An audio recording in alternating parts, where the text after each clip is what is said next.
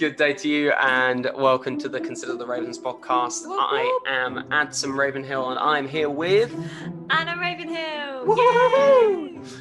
Last Can I week. whoop my own name? Oh, we can whoop our name. I mean, it's part of the the whole podcast name, so Yeah, we've got to. We're fairly excited about it. It's a cool name.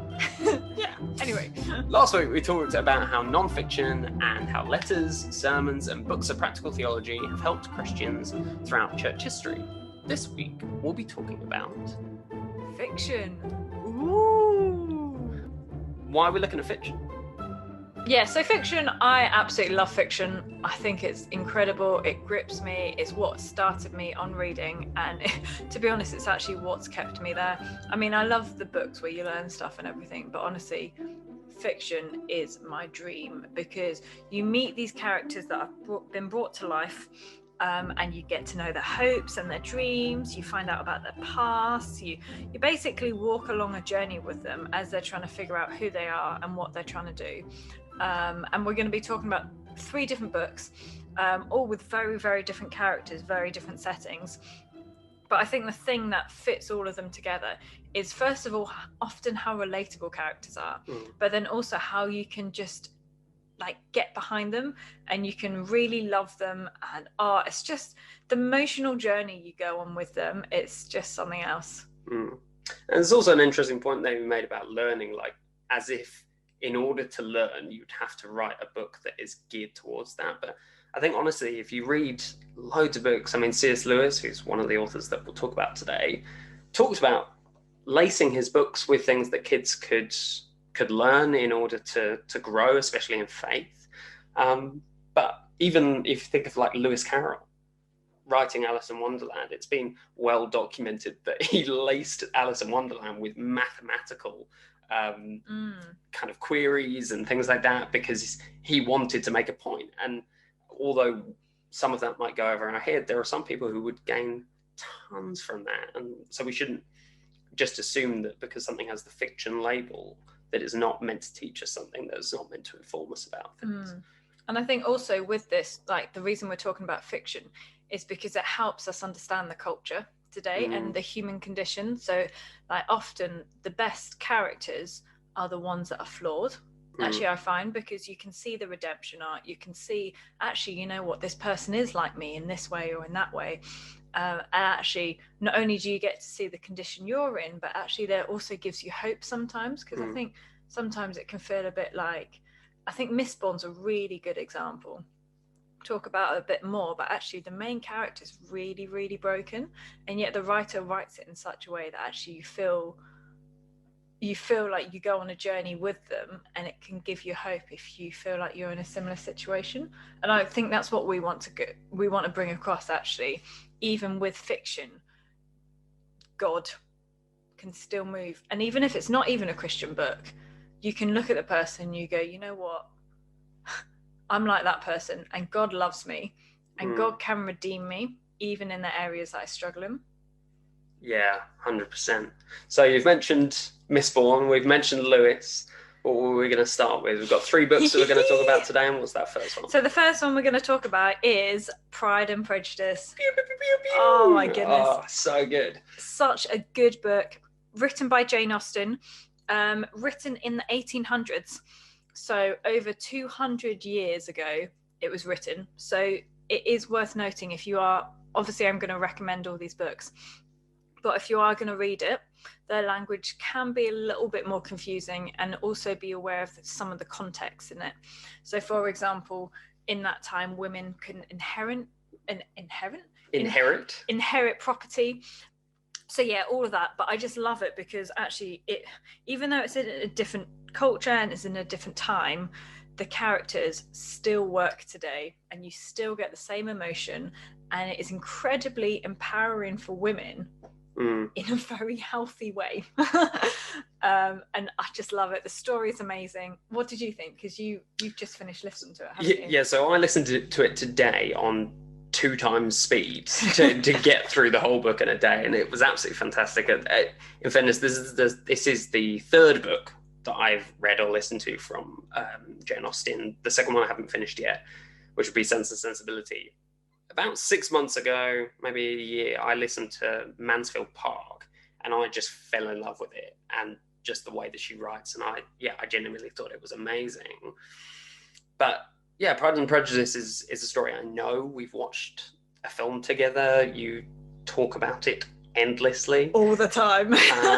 And so there was a certain extent to which I was listening to it today going, yep, I know all of this, including quotes, and I was repeating stuff. But it was absolutely fantastic. And I would say, you talked about some disclaimers. To add a disclaimer that we sort of shouldn't have to add, but I feel like we do have to add. If you're a guy and you're sitting there going, oh my goodness, they're talking about Pride and Prejudice, this is not the book for me, I would urge you to go read it and find out how wrong you are. Mm-hmm. She is such a good writer, and the characters in it are so full of depth and full of warmth and coldness and brilliance and idiocy and laughter and tears. It is absolutely heart-wrenching, but really, really funny all at the same time. It is a really funny book. I remember when I first watched the film, I watched the Keira Knightley film first, so the 1.5 hours. Just 1.5 hours, yeah. This is a controversial topic for the Pride and Prejudice out there, because if you speak to someone, they'll be like, the battle between the Keira Knightley version and the Colin Firth one.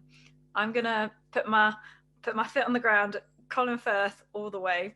But the main thing was I was so surprised by how funny it is. Even 200 years later,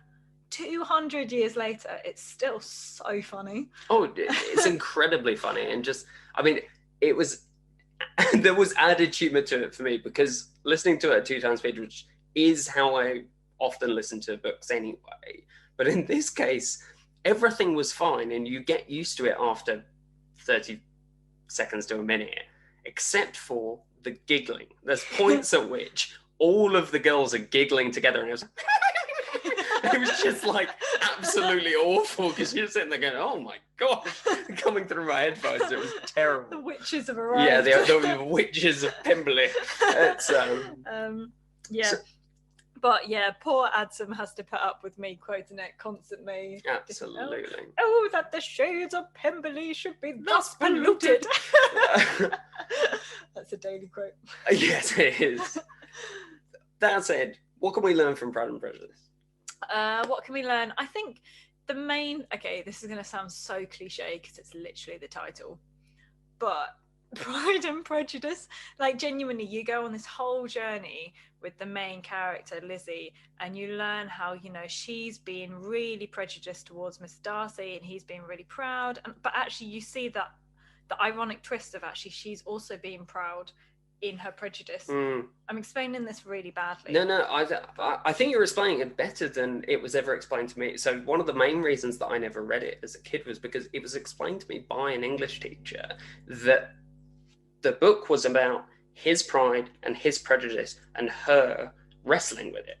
And actually listening to it and having watched it, that's just not the impression you get. The impression you get is everyone in the story has their own pride and their own prejudice. And it's talking about how, just to this huge extent, this is just such the human condition. There's actually a point during the book where one of the younger daughters, I think it is, basically says, I think what you're trying to say is that Mr. Darcy has a very unique quality in his pride, but I think pride is common to all humans. I think what you'll find is that Mr. Darcy has a uniqueness in his vanity, and that really stood out to me, where she, even during the book, makes a point that she's like, actually, this is so just pertinent in our society, and today probably even more than in that day, because all of us have these these tendencies towards pride.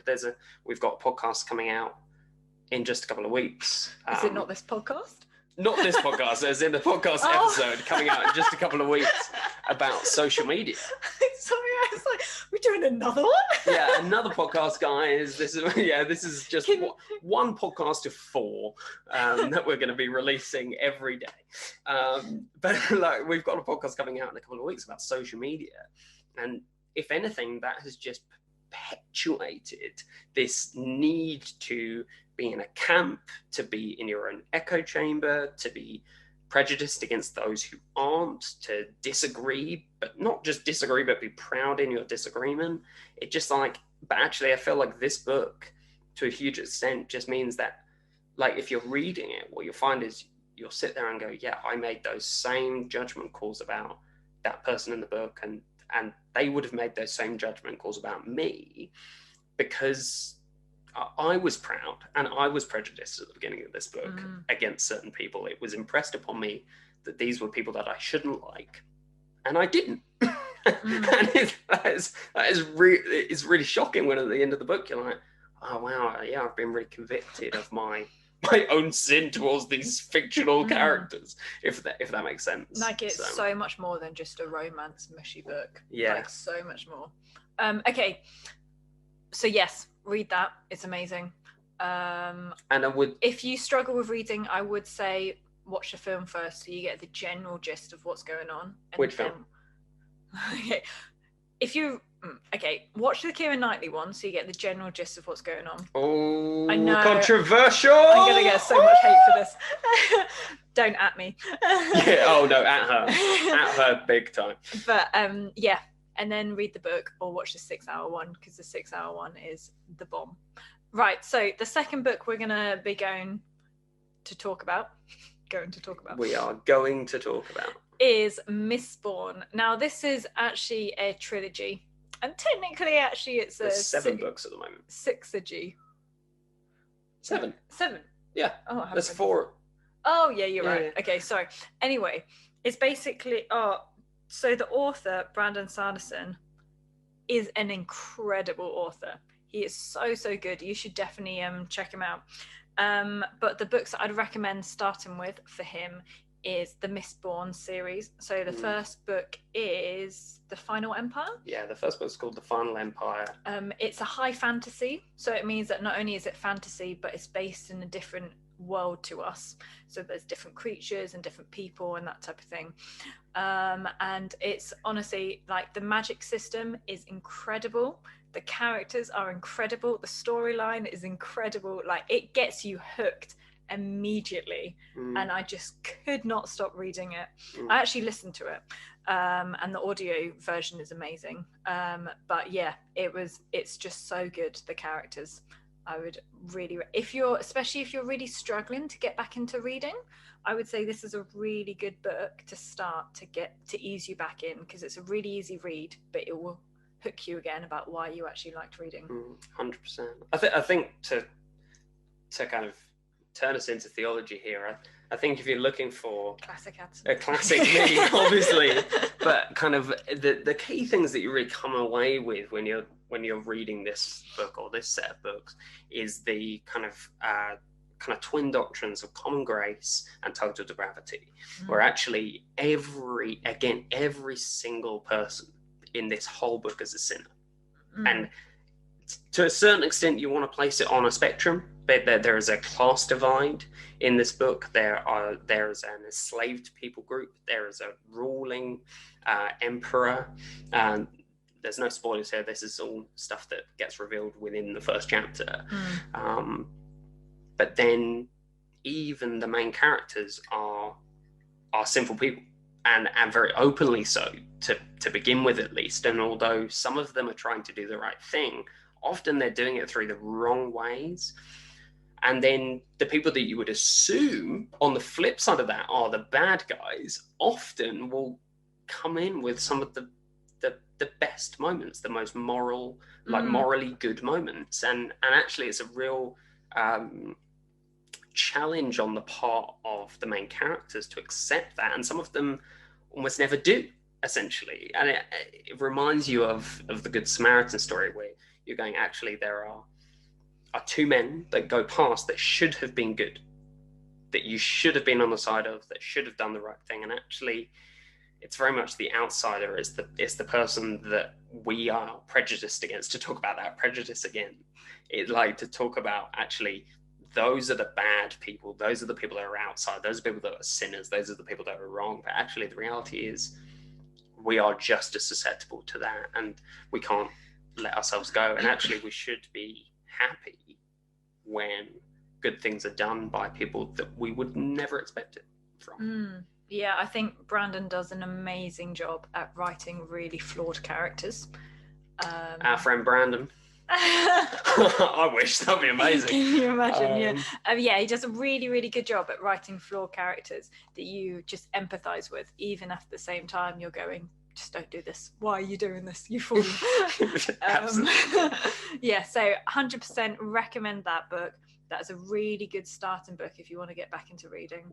I'll also give you one more tip as well. So it's split up into 2 eras. So the first 3 books are more like medieval style, and the second 3 books are more like Wild West. Yeah, Wild West, Industrial Revolution kind of vibes.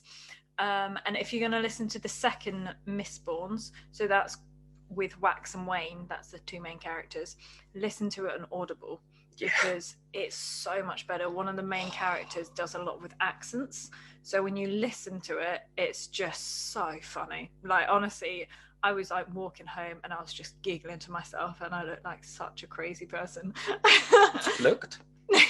Past tense.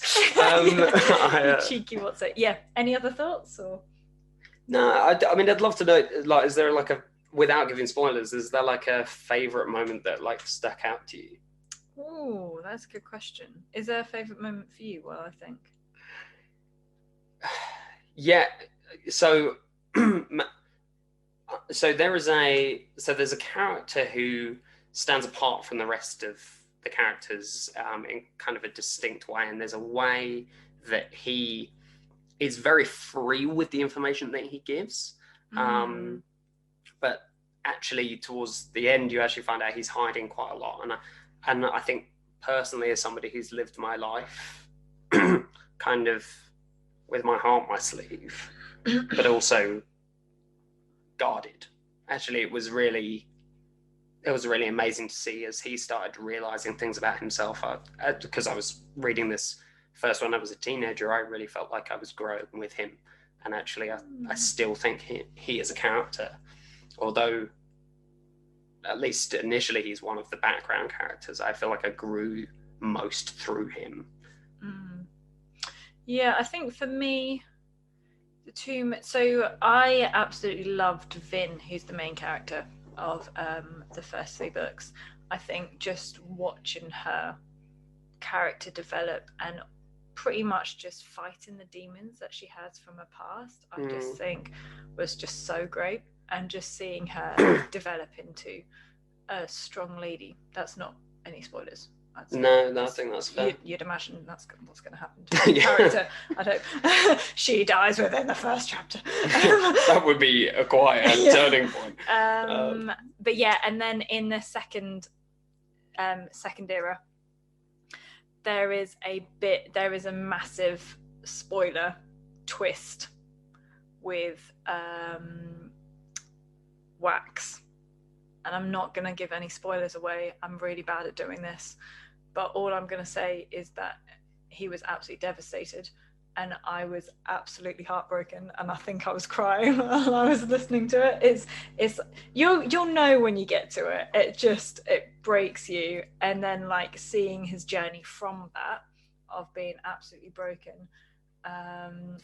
It's worth saying, both Anna and I get quite affected by books. Yeah. But Anna came home couple of days ago after listening to a different book by the same author, and she was very angry, and I couldn't figure out why, and I kind of went up to her in the kitchen.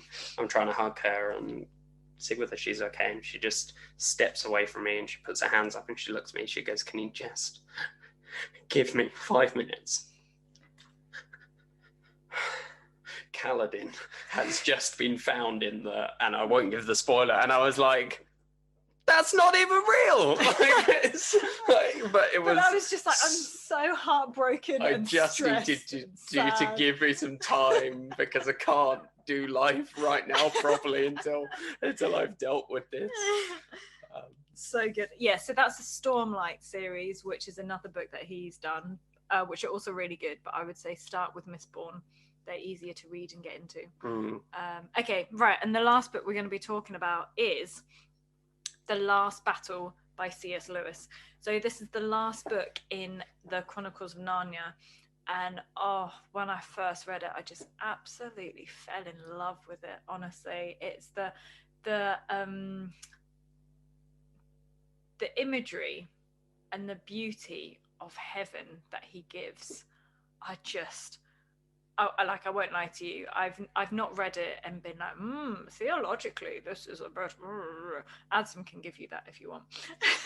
But it's just the beauty that he gives, and the characters that you come along with, and I can't talk about it too much without giving away spoilers.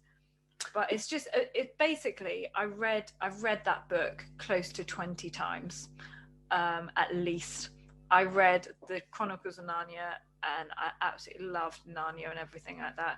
And so that was just the perfect way to end. And I think it really, honestly, I think actually it was one of the biggest things that actually really helped me fall in love with the idea of going to heaven, because I was like, this is fiction and he's painted such a beautiful picture of heaven and of like a loving God and everything like that.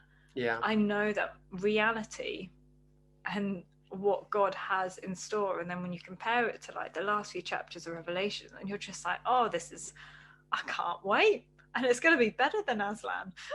100%. Way better. Yeah, I mean, so again, this was a book I listened to on 1.75 speed last night, read by Patrick Stewart, which was amazing. So if you can go pick that up, that was excellent. You can find it on YouTube, can't you? Yeah, that's what I listened to it on. It was absolutely fantastic. I mean, it was breathtaking. I think some people have overanalyzed it.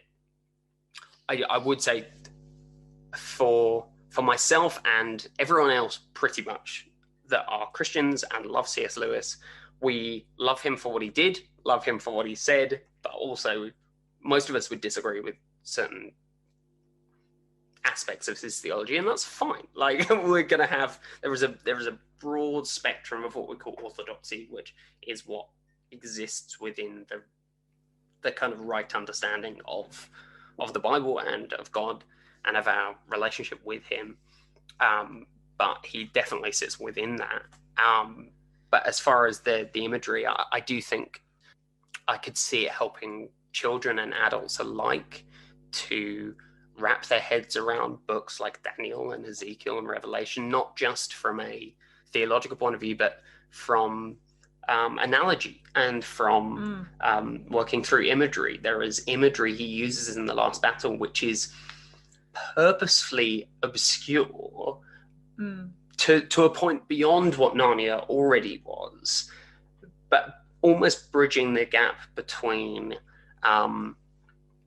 for instance, the Tash, which is a character within the last battle who is monstrous, and for instance, the dragon in Revelation. And so you could be like, oh, I get what he's trying to say here. The dragon must be something similar to that. And you would never look at it as a commentary, but it certainly unlocks certain things in understanding, I think. And I think especially children that have read that growing up, I think would have an easier time wrestling with those. Yeah, I definitely grew up reading all of the Chronicles of Narnia, and so that really helped just grow, and also just, I think, grow my interest, to be honest, in learning more about God. Yeah, I would say 100% read it. It's a very, very easy read. One of the things I liked about it is his writing style was very much, it almost felt like you're sitting on your grandpa's knee and he's reading the story, like that type of level of, or it feels like someone's talking to you, and I really like that style of writing. Yeah, really easy read. I mean, to be honest, I'd recommend that you read all the Chronicles, because it just gives a lot more depth to the last one, because it brings in old characters and everything like that. But it's just the last battle, it's just beautiful. I mean, I would dig into more of Lewis's work as well. I think if you read The Great Divorce, that's a great book, in conjunction with this, that would really help. I think, again, The Great Divorce is not something that's meant to be taken literally. Lewis would never have wanted us to have taken it literally, but it does have a like a really meaningful depth to our understanding of heaven and hell, and the vast chasm that lays between them. Screw tape letters, also really, really good. Definitely worth your time. We should do that one. We should definitely talk about the screw tape letters. In fact, I think we're going to, in conjunction with another book, The Dream, The Precious Remedies. No, absolutely. I do think these are books that anyone can dig into at any age, and really interact with and understand. And don't be put off that it was aimed towards kids either, because 100%. The reality is that if something's aimed at kids, it's accessible to anyone. And I think too often we are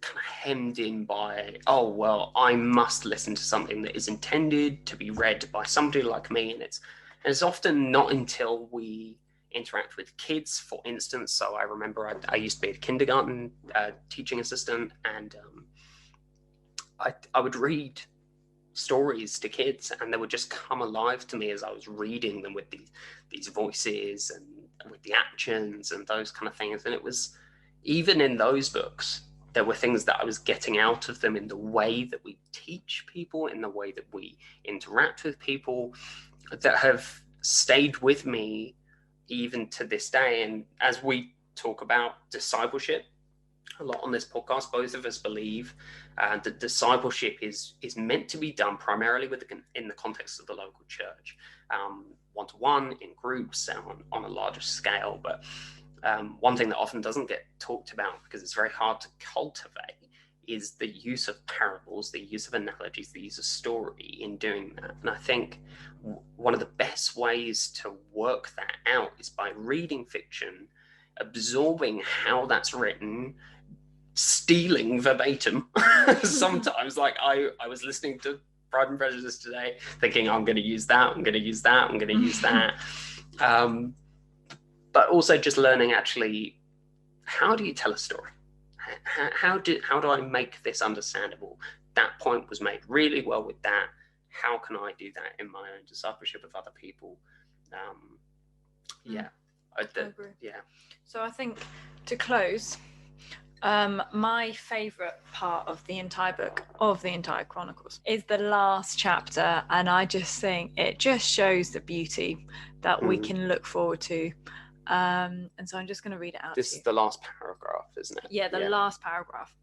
And it says, "And as he spoke," which is Aslan, "he no longer looked to them like a lion, but the things that began to happen after that were so great and beautiful that I cannot write them.